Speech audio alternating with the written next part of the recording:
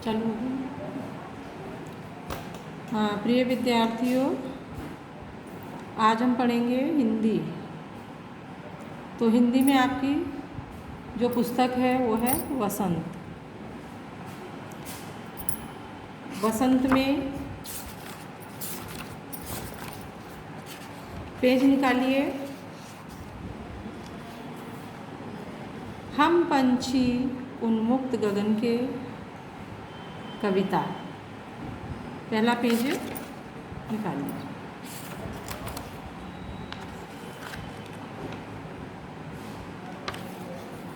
पाठ 1।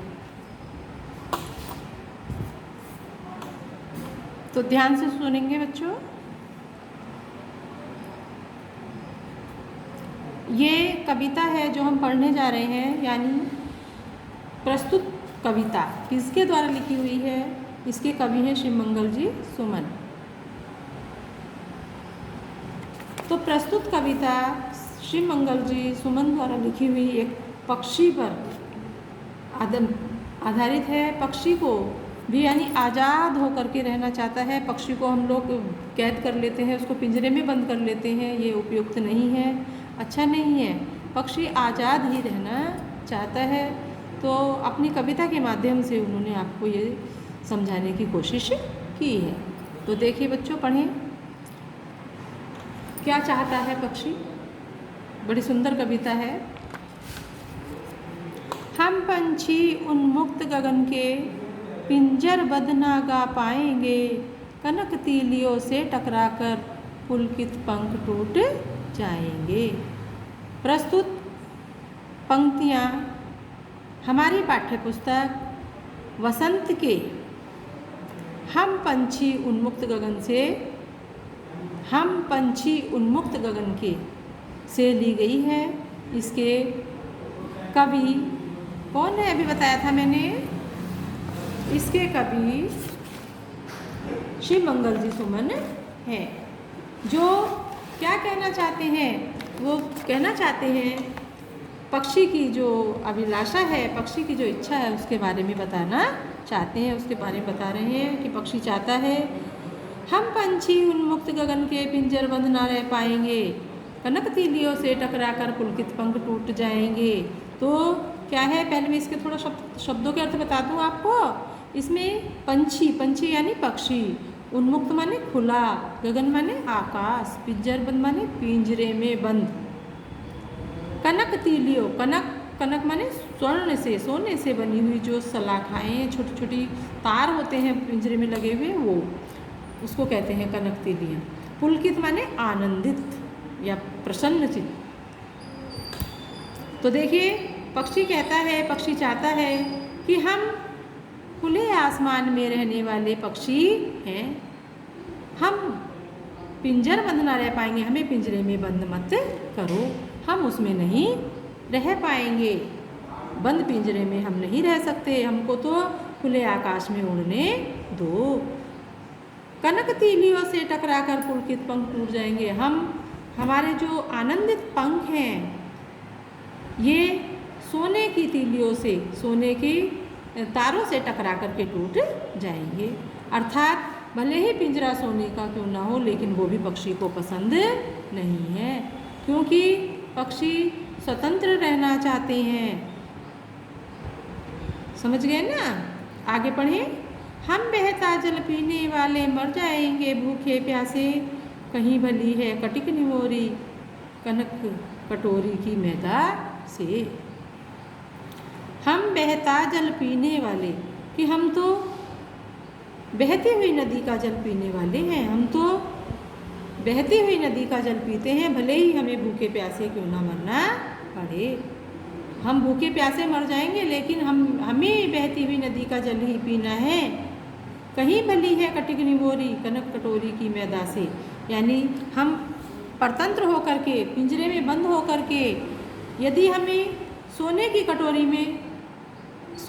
कटोरी में मैदा भर के भी खिलाई जाए, भर कर के भी खिलाई जाए, तब भी हमारे लिए वो अच्छी नहीं है, वो भी हमें पसंद नहीं है, क्योंकि हमारे लिए तो कड़वे नीम की निमोरी का मतलब जानते हो? नीम कड़वा होता है, निमोरी जो उसका फल होता है जो नीम पर लगता है फल, वो उसको निवोरी कहते हैं। तो कड़वे नीम की निवोरी का फल हमें सोने की कटोरी में मैदा यदि खिलाई जाए उससे भी अच्छा है। हम वही पसंद करते हैं। किसको पसंद करते हैं? निवोरी को। स्वर्ण श्रृंखला के बंधन में अपनी गति उड़ान सब भूले। हम क्या है, इस सोने की श्रृंखला, स्वर्ण के पिंजरे में के बंधन में जो हमें बांध लिया गया है, सोने के पिंजरे में बंद करके हम क्या अपनी जो हमारी गति है, हमारी अभिलाषा है, हमारी उड़ान है, वो सब हम भूल जाएंगे। सब भूल गए हैं। बस क्या है, पिंजरे में बंद होकर के केवल अपने सपने ही देख रहे हैं। हम तो वृक्ष की डालियों पर झूला झूलना चाहते हैं। अर्थात क्या कह रहे हैं? कभी कह रहे हैं कि पक्षी चाहता है कि वो स्वतंत्र रहे, उसको पिंजरे में कैद मत करो। पक्षी चाहता है, ऐसे थे अरमान की उड़ते, नीले नभ की सीमा पाने, लाल किरण सी चोंच खोल, चुपते तारक अनार के दाने। क्या कहते हैं? कभी कहते हैं कि पक्षी चाहता है कि हमारे ऐसे अरमान थे, अरमान माने सपना, कि हमारा ऐसा सपना था कि हम नीले आकाश में उड़े और इतना उड़े कि उसकी जो सीमा है, उसकी सीमा को हम प्राप्त कर लें। उड़ते जाए और उसकी सीमा को प्राप्त कर लें। और अपनी लाल लाल जो हमारी चोंच है, लाल किरण सी चोंच खोल। लाल किरण यानी कि जब देखते हो सूर्य उदय होता है तो उसकी जब उदय होता ही है तो उसकी किरणें कैसी होती हैं? लाल लाल होती हैं। तो पक्षी के चोंच की तुलना सूर्य की किरणों से की है कवि ने। कभी क्या कहते हैं कि पक्षी चाहता है कि अपनी लाल किरणों जैसी चोंच को खोल करके आकाश में जो तारे दिख रहे हैं वो कैसे लग रहे हैं? अनार के दाने के समान तारों को हम चुन लें। आकाश में अनार के दाने के समान तारों को हम अपनी चोंच से, लाल लाल चोंच से चुग लें।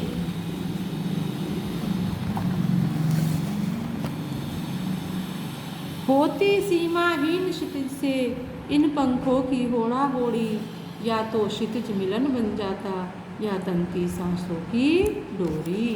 क्या कहते हैं? कभी कहते हैं, होती सीमाहीन क्षितिज से इन पंखों की होड़ा होड़ी, यानी कि हम सब पक्षी मिलकर के आसमान में इतना उड़े कि कहाँ तक उड़ते जाएं? क्षितिज तक। क्षितिज क्या होता है बच्चों? थोड़ा यहाँ समझ लें। सीमाहीन यानी जहाँ सीमा खत्म होती है, किसकी? धरती और आकाश की। धरती और आकाश की जब सीमा खत्म होती है तो उसको क्षितिज कहते हैं। यानी जब देखते हैं तो ऐसा लगता है कि वो जब बहुत दूर से हम धरती और आकाश को देखें, ये कहाँ से देखने को मिल सकता? जैसे कि ऐसे तो तुम नहीं समझ पाओगे। जैसे किसी समुद्र के किनारे खड़े होकर के देखें तो आकाश और धरती यानी जल वो मिला हुआ सा प्रतीत होता है। तो ऐसा लगता है एक सीमा, जैसे धरती और आकाश मिल गया हो।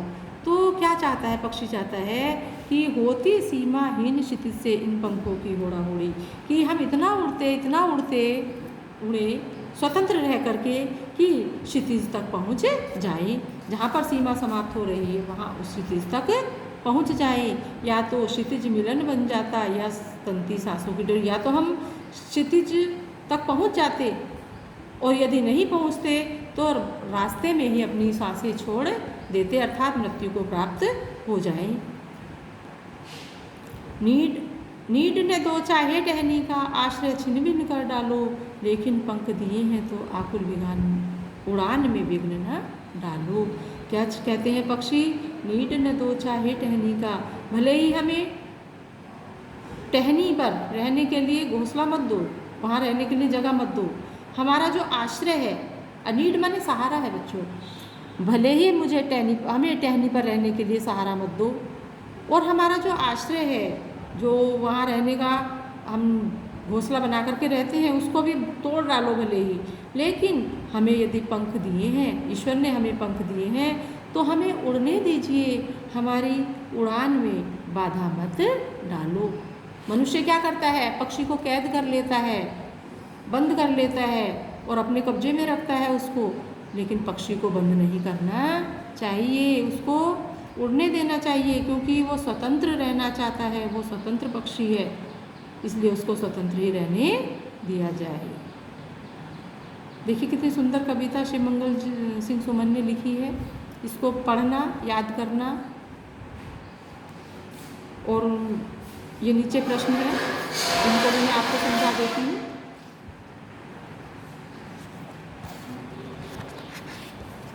देखिए, हर तरह की सुख सुविधाएं पाकर भी पक्षी पिंजरे में बंद क्यों नहीं रहना चाहते? क्यों नहीं रहना चाहते पक्षी पिंजरे में बंद?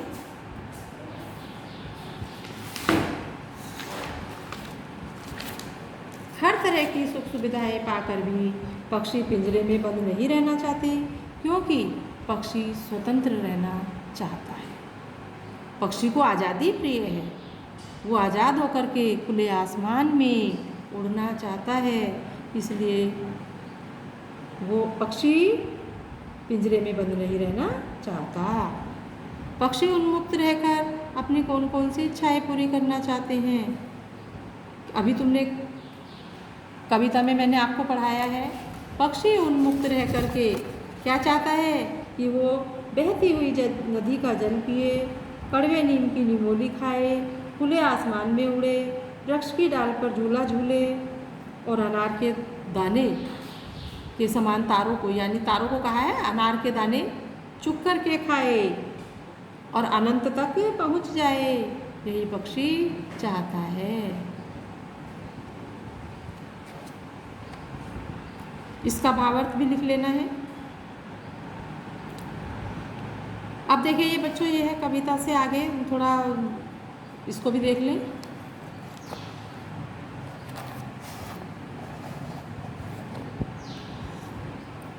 अभी जैसा कि मैंने कविता आपको पढ़ाई है और बीच बीच में बताया भी है आपको कि बहुत से लोग पक्षी पालते हैं, तो तुम बताओ क्या पक्षियों को पालना उचित है या नहीं? अपने विचार लिखिए। क्या आपने या आपकी जानकारी में किसी ने कभी कोई पक्षी पाला है? उसकी देखरेख किस प्रकार की जाती होगी लिखिए। तो एक आप क्या करेंगे, कॉपी बना लीजिए।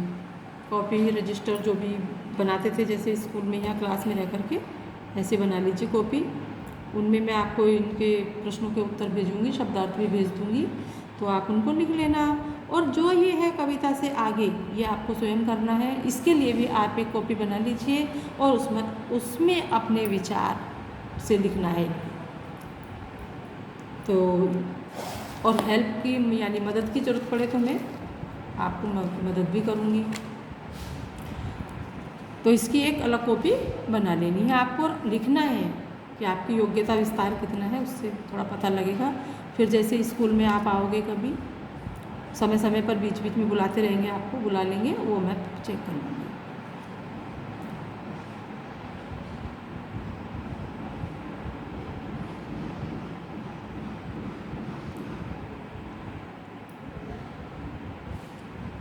ठीक है, करिए।